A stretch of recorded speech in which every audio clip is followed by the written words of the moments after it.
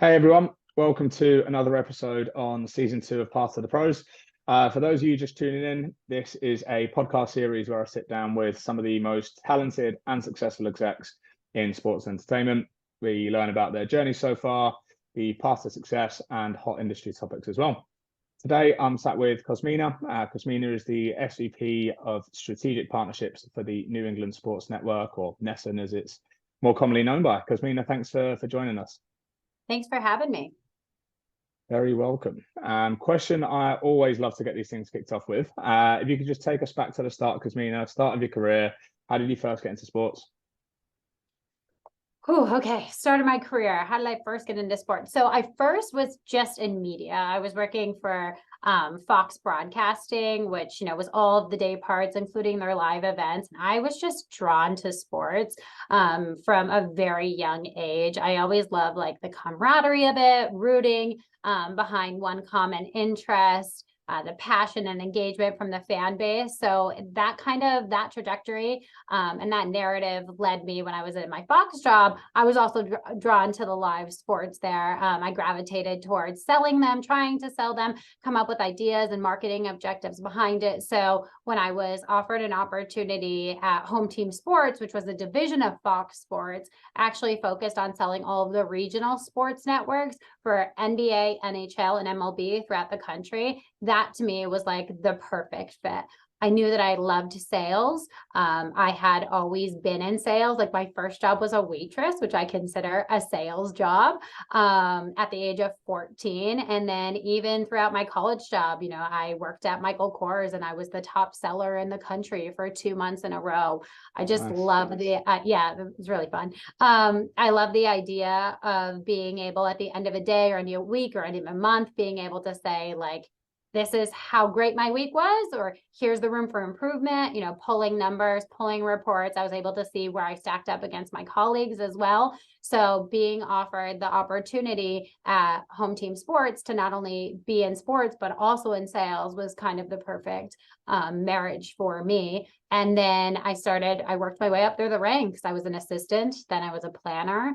Then when there was the opportunity to be an account executive, everybody was like, you haven't been here long enough. You haven't, you're not old enough. You don't have the right experience. But I went at that pitch probably harder than any pitch I've ever gone in my life, which was really cool to see it actually come to fruition. And when I got the account executive job at Home Team Sports, I was actually the youngest account executive that Fox had ever hired. Wow. So yeah, that was really cool for me to be like, hey, if I can do this, right? And I don't need anybody else to help me do this. Yeah. I've always been kind of a self-starter in that way. And then just every opportunity that was given to me, I took it. They were like, hey, there's this opportunity in Chicago to work on Miller Coors, which is a marquee piece of business, the number one biller at the time. I'm like, okay, come up to Chicago. Here I go. Yeah. And then, hey, there's this opportunity at NESN to be a national sales manager. We're looking for some. Okay, yeah, I could do that. I'll do that. So threw my hat in the ring for that. And then when I got to NESN, I obviously loved being the national sales manager, but a local sales manager position came up like a year and a half later. And I knew that that was the next step in my career to get to the GSM role that I had wanted. So I was like, okay, I'll take that. I'll do that. Managing account executives, learning a new market, new, accounts. And then from there, I went and I got in the digital space for a little while. And I realized, wow, linear is really behind in the digital space. TV is really behind in the digital space. And I was like, if I go back to NESN and apply this skill set, I can propel them, I think, really forward and help them kind of evolve to the next phase. Of course, the GSM position happened to open up on a whim. And I was like, yep, I want that. So I went after that as well. And I've been here now for the last 2 years. But again, for me, this is a perfect marriage of sports and sales and being able to really make an impact on the industry and the culture here at NESN. Nice. I'm glad you're able to merge those two, the personal interest and passion and then the professional interest and passion, which, you obviously be the top performer across the country for a company like Michael Kors for a couple of months on the spin, I'm sure was some achievement for you to say, okay, maybe I'm good at this, maybe I've got a career in this, and then to be able to find your way into sports, I can imagine that was a really nice transition at the time. Yeah, he actually, fun fact about Michael Kors before we move on. Yeah, sure. He actually signed a purse that he gave me in the bottom of my bag for being the top seller in the country. No way. Yeah, that Very was really cool. And you still have that purse, I'm hoping, right? It's Still not have lost that part. somewhere. Right, No, good still stuff. have it. No. Okay, cool. And what, you've been in sports for, what's that, around 10 years or so now? Yeah, a little over. Just I'm not over? gonna show my age, but a little over 10 years. Yeah. Little over 10 years. Mhm. I speak to a lot of people that have that, the first kind of pinch me moment, if you like, the first moment where, because I think when you first get into the industry, you're just adjusting, you're getting used to everything, you're learning everything, you're, speaking to those around you to try and get some sort of advantage and get up and running as quickly as possible, that you sometimes don't really take a moment to reflect and say, you know what, I've made it in an industry that I'm really passionate about. When was that first kind of pinch me moment, or that first moment when you realize, hey, you know what, I've actually done a great job at doing what I'm doing, and I'm glad to be here? It actually only happened like a year and a half ago. Oh wow, okay. It was, I'm about working hard, grinding it out, putting my head down, advocating for myself, definitely helping pull other women up throughout this industry. But I think the pinch me moment really came in Boston, it being such a huge sports town, right? Obviously, New York's a big one, and so is Chicago, but Boston is a sports town in the way that I haven't experienced in those Yeah, other. I mean, it is ride or die it's huge. Yeah, sports. it's huge. And this is going to sound like a funny moment, but I think, a little bit of a pinch me moment was my son, who was 5 years old at the time. He was sitting around a group of friends who had just made here in Boston. And, he was trying to be cool. They were a little bit older. They were like 8 or 9. And his cool factor was like, I was sitting at the table next door. He's like, see that lady over there? Yeah, that lady, she's my mom, and she works for the Red Sox. And all the kids looked at me and started chanting Danny's mom. And I was like, wait, I'm like, this actually is like That's really, brilliant. cool what I'm able to do. And I guess like when your kids are proud of you and your family, is proud of you, that for me was a moment where I was like, you know what, I've worked really hard for everything that I've been able to have. I have a World Series ring, which is really cool. But having my son use me as his cool factor Yeah, was a little bit of a pinch me moment for yeah, me. that's That's big. That's big. Major mum probably goal not as achieved cool there. as Yeah. yeah, probably not as cool as some of the other people who you've talked to, but for me, that was the moment. Nice. No, sounds very cool. And I mean, great to be able to tick that box, big kind of personal accomplishment, if you like, of having that moment with your son. On the professional side, any kind of major achievements, any kind of big moments that really kind of stand out for you at any time really throughout your journey so far? Yeah. I think there's been so many. It's hard when I'm the leader of a team to take credit for some of these big things that have happened throughout my career, because it's never just been me alone doing them. Spoken like a true role model, but go on, but continue. but it's so true, like and we've had some really great successes here at NESN over the last 2 years.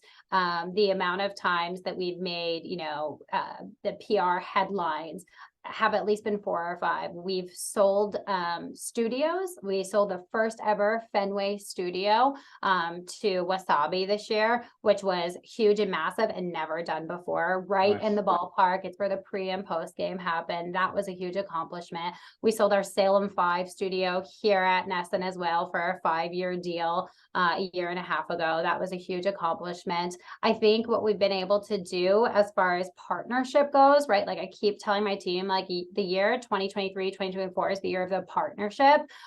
We partnered with the Bruins and with the Bean Pot to sell the first ever entitlement of the Bean Pot to Duncan. Nice. The Bean Pot runs on Duncan, like natural tie-in, right? Feels organic. Everybody was really excited about that one this year. That's been a huge success too. Obviously, selling for 2 iconic teams in New England. I mean, there's just nothing like selling for the Bruins and the Red Sox in New England. And this comes from a girl who has sold, again, for every MLB, NBA, and NHL team in the country. The fan base here is it's wild. And again, when I was able to get a World Series ring in 2018, being there for Game 5 in LA, like, yeah, that was a surreal I can moment. imagine. I can only imagine. Very nice. Yeah, I mean, you hear so much about the way that not just teams around, but the fan bases that support them, the following, even just sometimes, and you probably feel this, especially on, weekends and game nights, just the kind of buzz around the city. I certainly get a large portion of it being in New York at the moment, but we've got one of the guys in the office who's from Boston, and he goes back up to Boston frequently for games, and the way that he explains and describes that kind of fan base and the following and the atmosphere and the buzz that comes with everything seems pretty special. So no surprises that you've had a fair amount of achievements there. And then just looking at that kind of transition, I guess, then, Cosmina. So you started off in, kind of retail sales, if you like. You transitioned into an account executive for a subsidiary of Fox. You've then worked your way up through your career path and through your journey over the years. Just talk to us about that kind of transition, if you like, where you've gone from, media sports sales to becoming now a sports executive. And, whether there was something that prompted that transition. I think you mentioned earlier, it's something that you wanted to do. So you clearly had your eye and set a goal in place to do it. But what were the kind of steps that you took to get there? And just talk to us about that transition. Yeah, sure. So I think first, to your point, like I set a goal. I wanted to be a general sales manager. That was my goal. Happy to say that I achieved it at age 36. My first suggestion is dream bigger, right?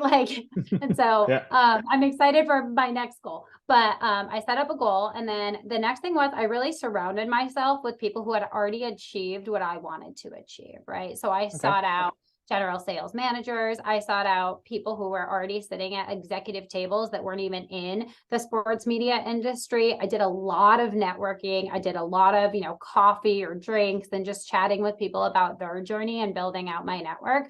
I think that was really crucial to the journey to the executive seat that I have now, because I learned a lot along the way, and talking to people who weren't in sports media, those people were actually more influential than the people who were in sports media, because it made me think about the business through a different lens, right? And I was able to provide a new perspective or a new way of kind of looking at the business, where a lot of the other people who were in sports media who I talked to, like, you kind of get a little bit stagnant at some point.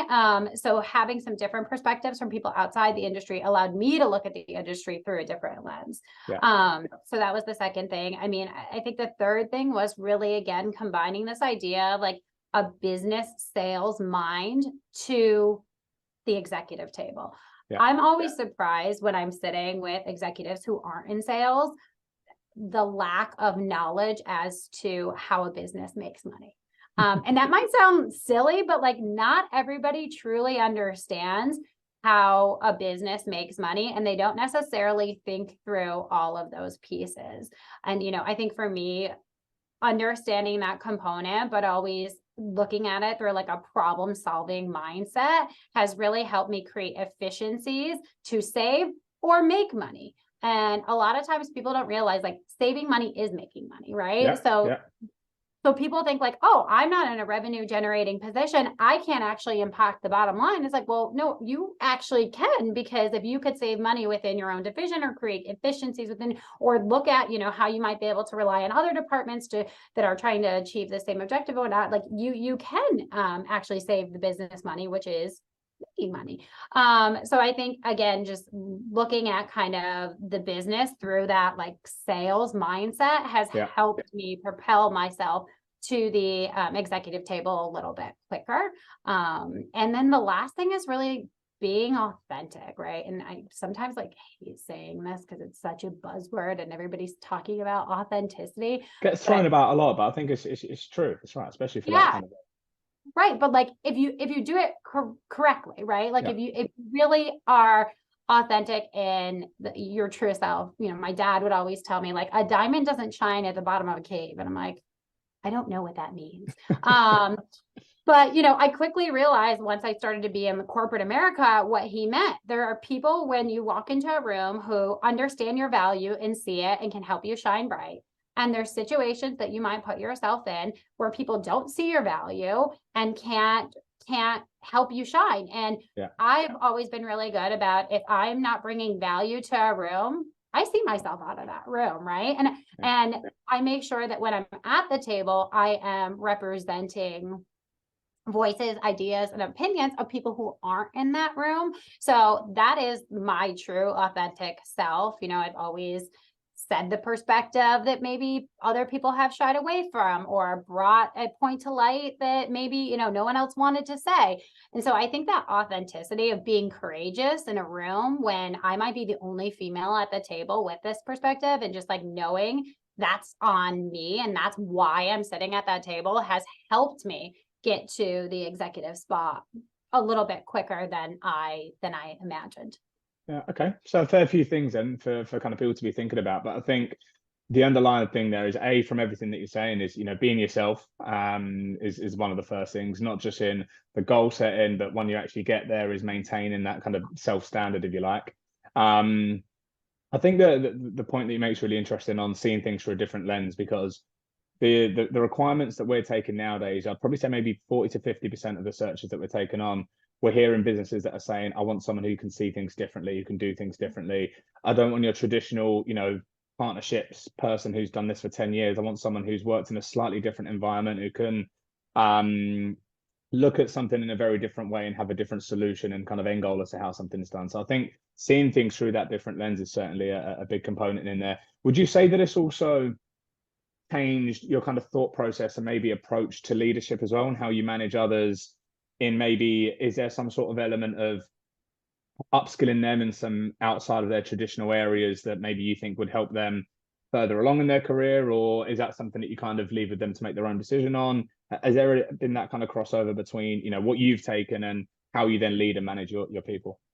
Yeah, listen, the media landscape right now is like insanity, right? Like things are just happening. It is evolving quicker. Obviously, Yep. the digital influence has, but I mean, look at the RSN space right now, what's happening at the, like changes are happening so quickly. And if people aren't proactively pushing themselves out of their comfort level and being inquisitive about how to solve these problems, yes, absolutely. I will go ahead and suggest that, you know, and I make the suggestion a lot to my team, like, because they'll be like, oh, you know, we have such a great network, and we talked to this person over at the Celtics, and we talked to this person, and I'm like, great, I want you to not talk to somebody in sports media. Go find a different perspective, go find and see if that can help us approach our problem from a unique perspective. So, you know, again, like, it's crucial to the business that we're in. We always talk about this evolution of NESN and how we're into like the NESN 2.0 and what that looks like, you know, with a new fan base and trying to reach new audiences. And again, as this landscape continues to shift, but if you don't have the people who are also thinking about that, I mean, you can't get there by yourself, you know? Yeah. You need the leadership, you need the kind of thought process behind it. Because as you said, right, people have only ever done certain things in a certain way, just in different environments and different businesses. Things will only ever be done in that way, right? The minute that you take a bit of a step back, different lens, different perspective on those things, I think that's where you really see things change up. Yeah. And sorry, just to add to that, you know, I was actually having this conversation today, and I was sitting across from one of my managers who was telling me, I've turned over every rock. And I said, that's the problem. We can't even, we're not even turning over rocks anymore. We're turning over something new that we don't even know what it is. We've turned over all the rocks. You're right. We're on to something else that isn't even a rock. So I think that mindset too, right? It just becomes, you get into this little bit of a grind, into this little bit of a wheel. And unless you're going to continuously push yourself out of your comfort zone, continue to learn, continue to make a new connection, it's really hard to not come in every day and do the same thing. Yeah. And can you share any other kind of memorable or maybe kind of experiences that you had from your time as, you know, a sports exec that have really shaped your perspective or the kind of approach to the industry? Yeah, I mean, I think a lot of the time when I'm sitting around a table and, you know, I'm the only female, I do think about, geez, how do we get more females around this table? How do we get more diversity of thought around the table? And I've tried to like make a lot of correlations. I think there's this study that the top Fortune 500 companies, 95% of the CEOs played sports. And then there's another stat that 6% of them are females. And out of that 6% of them, 90% of them played sports. So, you know, and then I think about what's happening right now in youth sports today. There used to be 47% of kids under the age of 12 playing sports. Now we're down to 37%. And I do think that we have a business problem and a sports problem, and again, marrying those two. We don't have enough youth playing sports, and the attributes that you learn by being part of a team, teamwork, collaboration, courage, passion, all of that stuff, like that isn't making its way to businesses because the pool is continuing to get smaller.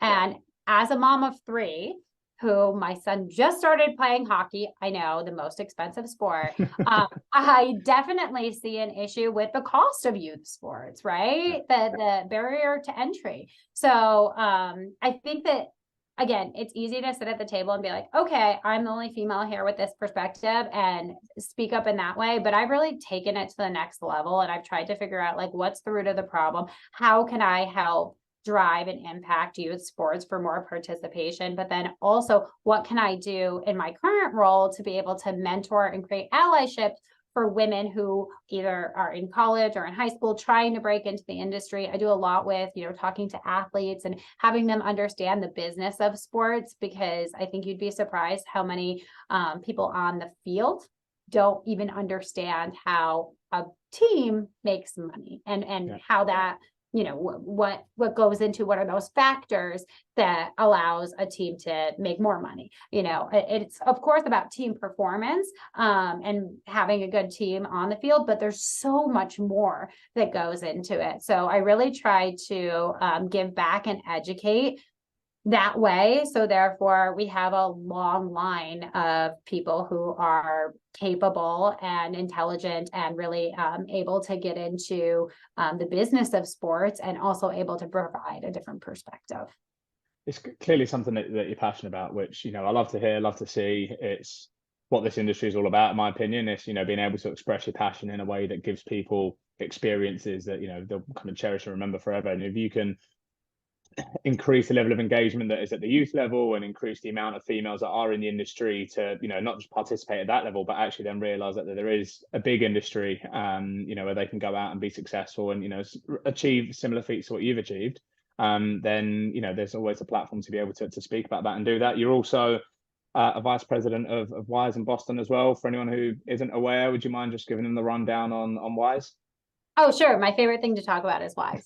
So WISE is Women in Sports and Events, and it's a national organization, and then there's local chapters. We've been able to be really impactful here, again, with a lot of entry-level women who are trying to break into sports. We have all different types of events that we put on locally, but then there's also a great national chapter that has a lot of different events. Some are done remotely, some are done in person, but it's been a great network for me. I've actually been part of WISE now in 3 different cities, in New York, in Chicago, and in Boston. So, and it's definitely helped shape my career. The relationships that I've been able to make in WISE have been very impactful to what I've been able to accomplish throughout my career. But more than that, it's really like it's given me meaning, right? To be able to help all of these women. And I've hired so many of them, or helped so many of them at this point get jobs. Brilliant. So I always say to anybody who I help along their career journey, like, don't forget about me when you become CEO. I'll need a job at some point, and you can return the favor there, because a lot of these women, I think, are going to go on to do some pretty amazing things in this field. Brilliant. Well, there you have it, girls. For anyone who's interested, I'm sure Cosmina would be more than happy to point you in the right direction, or help out with joining the group. Last question for you, Cosmina, before we wrap up here. One piece of advice you'd give to anyone who's currently maybe, let's say, in the sales world or adjacent to sport, and is considering, making that transition that you did as a sports business executive. Any kind of bits of advice that you'd give to them, or one main tip, if you like? Listen, if you want it, it's yours. Go get it. You could do it yourself. I did it myself. Obviously hard work, networking, self-advocacy are key components, but if you can see it, you can be it. And even if you can't see it, you can be it. So I love the thought of just people going out, applying for that job, that, again, women typically don't apply for a job unless they're 100% qualified. Men apply even when they're only 60. Apply for the job, take the risk, believe in yourself, have the courage, have the confidence, and go do it. Love it. Love it. Cosmina, thank you so much for joining us. It's been a pleasure. Been really insightful, been really helpful to get your perspective on everything. And obviously wish you all the success and the best of luck this season with both the Red Sox and the Bruins and of course at NESN. Yeah, go Red Sox, go Bees. Thank you. Appreciate it. Thanks everyone for joining. We'll see you next week.